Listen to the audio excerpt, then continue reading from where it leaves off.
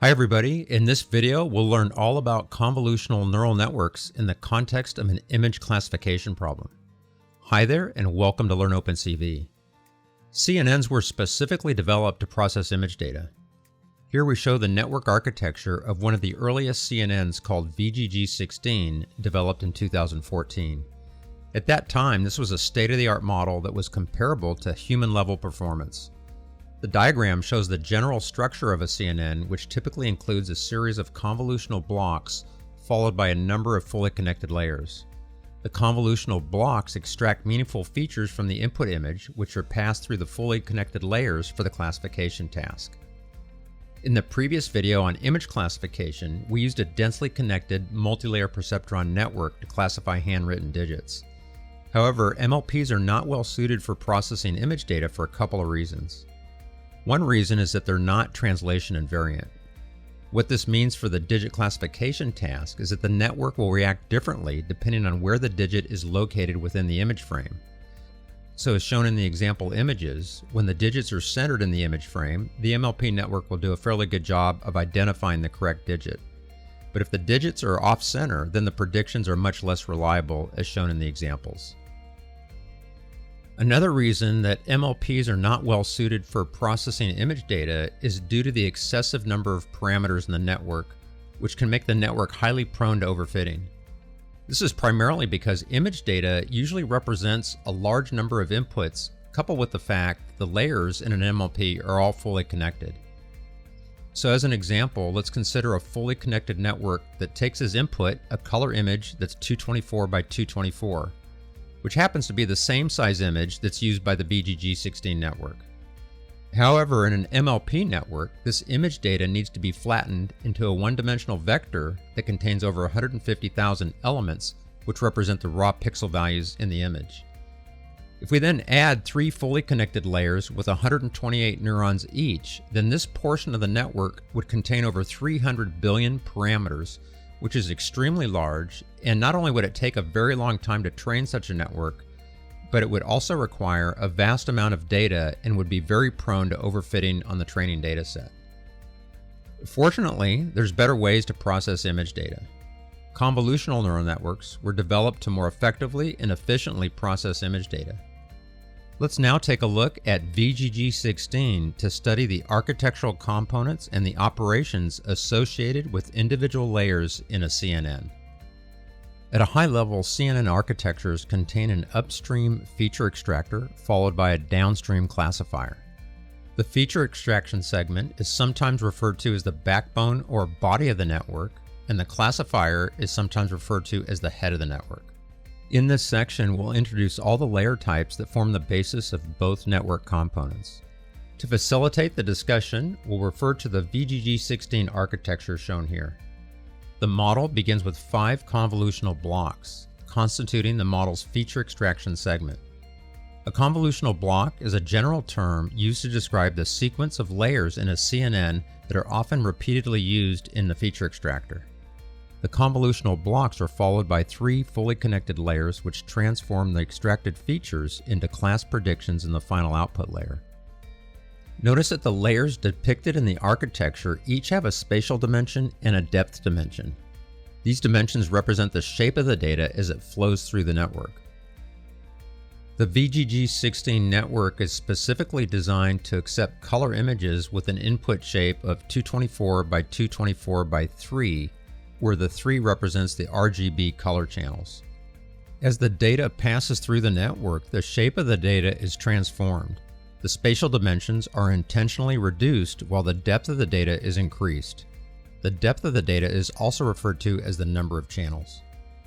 In the sections that follow, we'll learn how this data is transformed using convolutional layers and pooling layers, 2 of the most fundamental layers used in CNN architectures. Let's now take a closer look at the feature extractor using a different diagram to visually depict the layers in the network. The specific layers within a convolutional block can vary depending on the architecture, but at the most basic level, a convolutional block typically contains 1 or more 2D convolutional layers followed by a pooling layer. Other layers are also sometimes incorporated, but we'll focus on these 2 layer types to keep things simple. With this structure in mind, we're now ready to introduce the general concept for convolutional layers, which can be thought of as the eyes of a CNN. The neurons in a convolutional layer look for specific features. At the most basic level, input to the very first convolutional layer is the input image, which is typically either a grayscale image, a single channel, or a color image with 3 channels. In the case of VGG16, the input is a color image with the shape of 224 by 224 by 3. Here we depict a high-level view of a convolutional layer. Convolutional layers use filters to process the input data. The filters moved across the input, and at each filter location, a convolution operation is performed which produces a single number. This value is then passed through an activation function, and the output from the activation function populates the corresponding entry in the output, also known as an activation map, with the shape of 224 by 224 by 1. You can think of an activation map as containing a summary of meaningful features from the input via the convolution process, followed by a transformation through the activation function. Before we can describe convolutional layers in more detail, we need to first take a small detour to explain how the convolution operation is performed. In a convolutional layer, a small filter, also referred to as a kernel, usually 3 by 3 or sometimes 5 by 5, is used to process the input data. In this example, we show how a 6 by 6 input is convolved with a 3 by 3 kernel.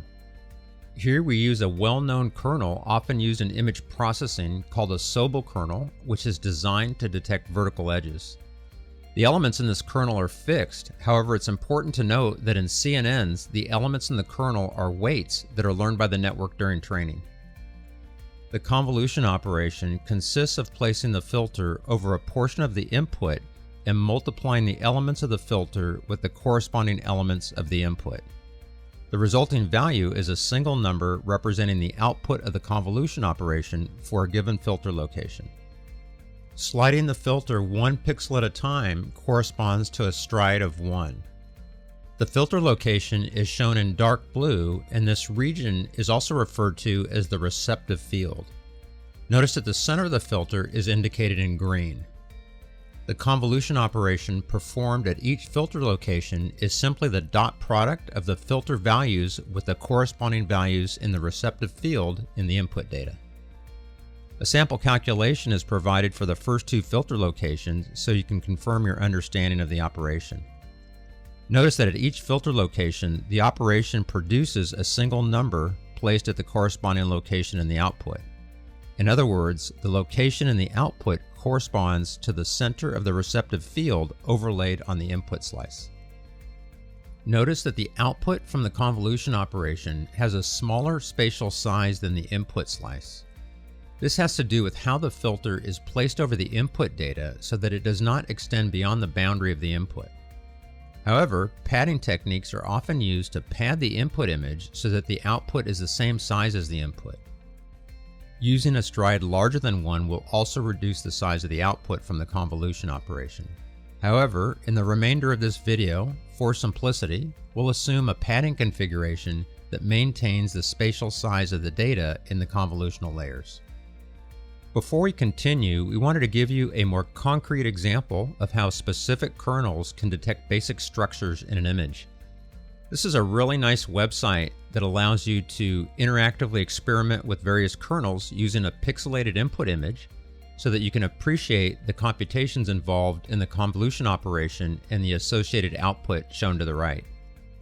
As you can see, when the kernel moves from left to right across the image, it's able to detect vertical edges in the input image. Other kernels can also be used to detect different types of edges, for example, horizontal edges or diagonal edges. But the important point here is that CNNs generalize this concept since the kernel weights are learned during the training process. And therefore, CNNs have the ability to detect many different types of features automatically. In other words, the network is incentivized to come up with kernels that extract meaningful features, whatever those may be.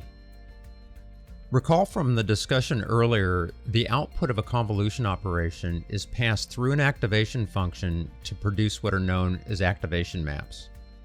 Convolutional layers typically contain many filters, which means that each convolutional layer produces multiple activation maps. The operations associated with convolutional layers can be confusing for a couple of reasons. One reason is that it's difficult to visually depict all these details, and the other is getting a handle on the terminology. So if you have any doubts about the material covered thus far, we've included this summary of key points as a reference. So with these ideas in mind, let's dive into a simple example. Suppose the input image has a size of 224 by 224 by 3.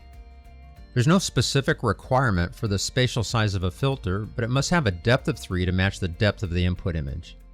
In the example below, we use a single filter of size 3 by 3 by 3. Here we've chosen to use just a single filter, and therefore the filter contains 3 kernels where each kernel has 9 trainable weights. So there's a total of 27 trainable weights in this filter, plus a single bias term for a total of 28 trainable parameters. Because we've chosen just a single filter, the depth of our output is 1, which means we produce just a single channel activation map as shown. When we convolve this single 3-channel filter with the 3-channel input, the convolution operation is performed for each channel separately, and then the weighted sum of each of the 3 channels plus a bias term is passed through an activation function whose output is represented as a single number in the output activation map shown in blue. So just to summarize, the number of channels in a filter must match the number of channels in the input, and the number of filters in a convolutional layer, which is a design choice, dictates the number of activation maps that are produced by the convolutional layer. Let's now proceed to another example that represents a more general case. First, notice that the input is shown as having a depth of 3, but this doesn't necessarily correspond to color channels. It just means that we have an input tensor that has 3 channels. Keep in mind that when we refer to the input, we don't necessarily mean the input to the neural network, but rather the input to this convolutional layer, which could represent the output from a previous layer in the network, such as a series of activation maps. In this case, we've chosen to use 2 filters, and because the depth of the input is 3, that means each filter must also have a depth of 3, which means that there's a total of 54 trainable weights because each filter contains 27 weights. And then we have 1 bias term for each filter, so we have a total of 56 trainable parameters.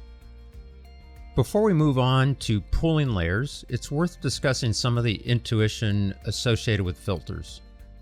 You can think of each filter in a convolutional layer as learning something special and unique about the input data to that layer, whether that represents the input to the network or the output from a previous layer in the network. Remember that each filter contains weights that are learned during the training process, and because the weights are initialized to random values, each filter will learn to extract different features from the input. Here we show a single channel input with various linear components. And to be more precise, the lines shown in the input would normally represent edge structures in the image.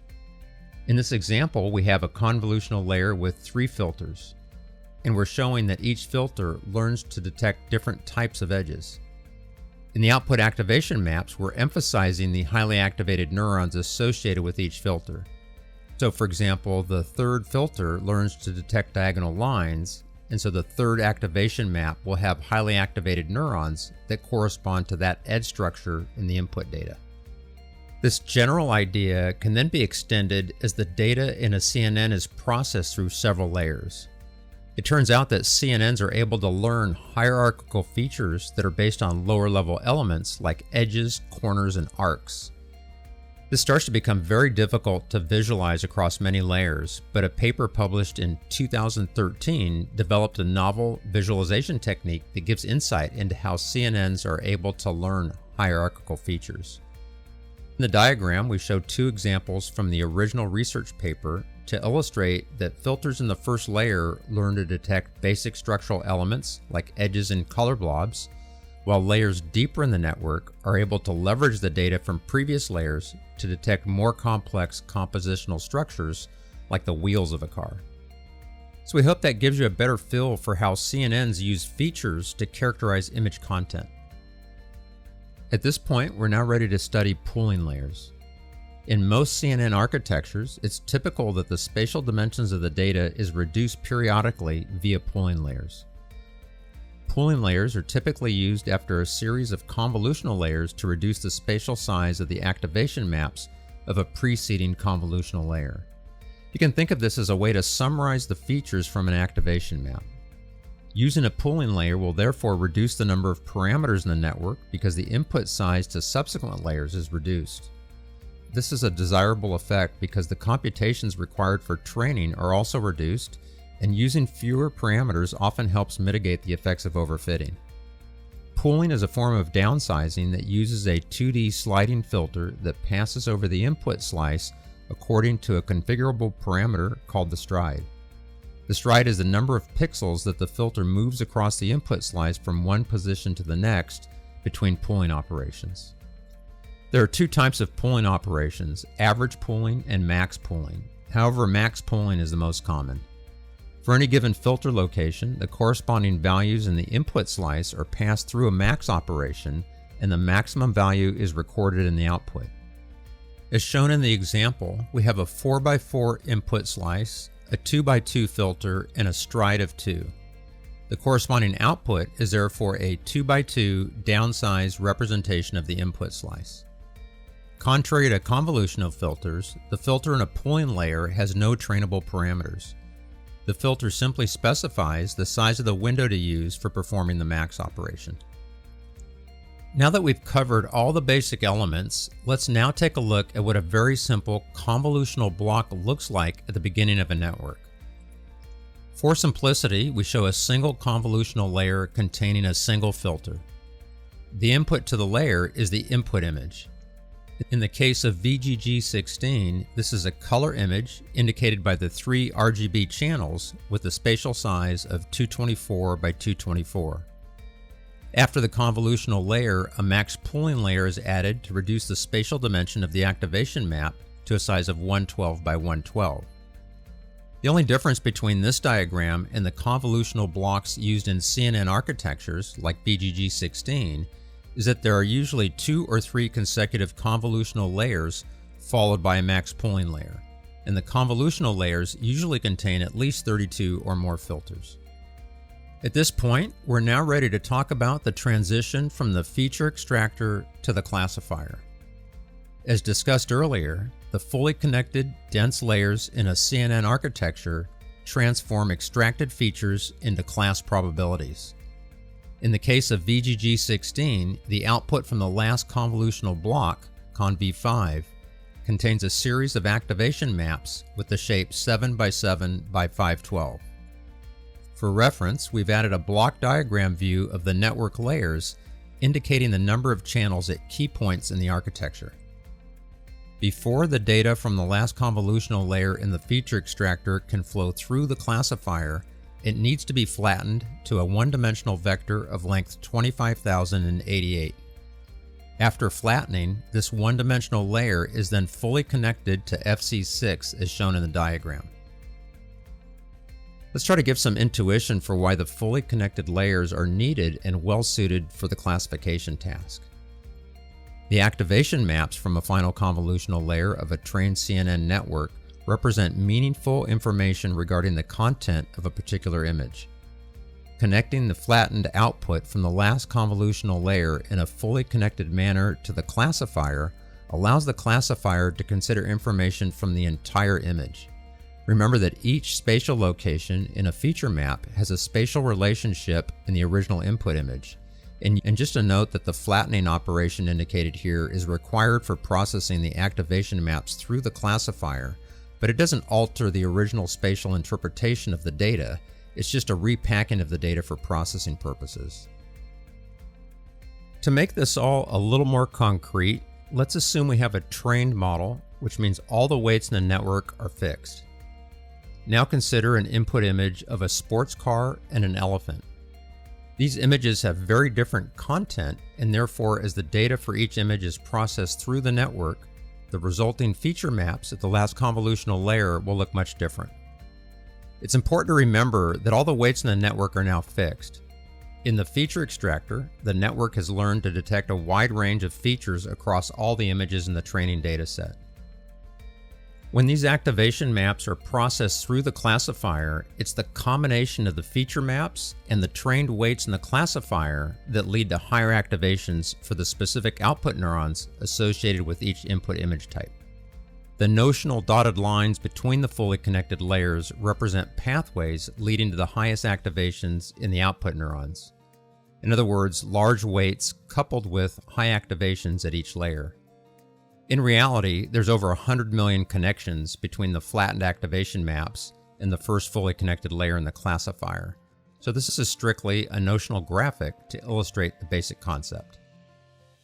For anything larger than a toy problem, we can't possibly internalize the thousands of mathematical operations and transformations that lead to this successful mapping. But at a high level, we understand that the weights in the network were trained in a principled way to minimize a loss function, to learn meaningful features, and to fire the appropriate neuron in the output layer. This is the essence of how such a network maps features to class probabilities. We covered a lot of material in this video and have summarized the key points below for your reference. If you'd like to learn more about deep learning, we offer courses that cover this topic in greater depth at the link below. We hope you found this helpful, and if so, please like and share the video and subscribe to our channel to get more content in computer vision, deep learning, and AI.